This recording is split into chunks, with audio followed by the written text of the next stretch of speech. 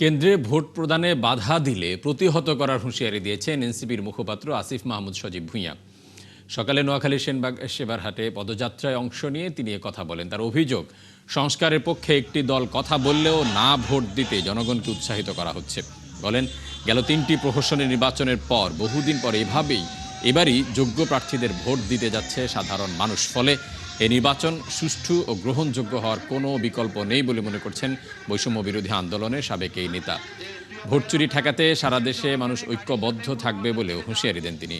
সুশাসন, রাষ্ট্রীয় সংস্কার ও দুর্নীতিমুক্ত বাংলাদেশ গঠনের লক্ষ্য নিয়ে কুমিল্লায় 2 দিনের নির্বাচনী পদযাত্রা ও পথসভা করবে এনসিপি।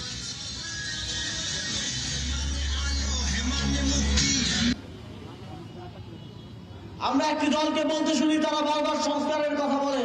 সংস্কারের কথা নাকি তারাই শুরু করেছিল, কিন্তু তারা বিভিন্ন জায়গায় সমাবেশ করছে, মানুষের থেকে ভোট চাচ্ছে, কিন্তু একটা বারের জন্য তাদের দলীয় প্রধানকে আমরা সংস্কারের কিংবা গণভোটের কথাটি মুখেও আনতে দেখি নাই। যেখানে কাউকে ভোট দিতে বাধার সৃষ্টি করা হবে, সেখানেই আমরা প্রতিরোধ গড়ে তুলব। বাংলাদেশের কোন নাগরিক এবার ভোট না দিয়ে কেন্দ্র থেকে ফিরে যাবে না।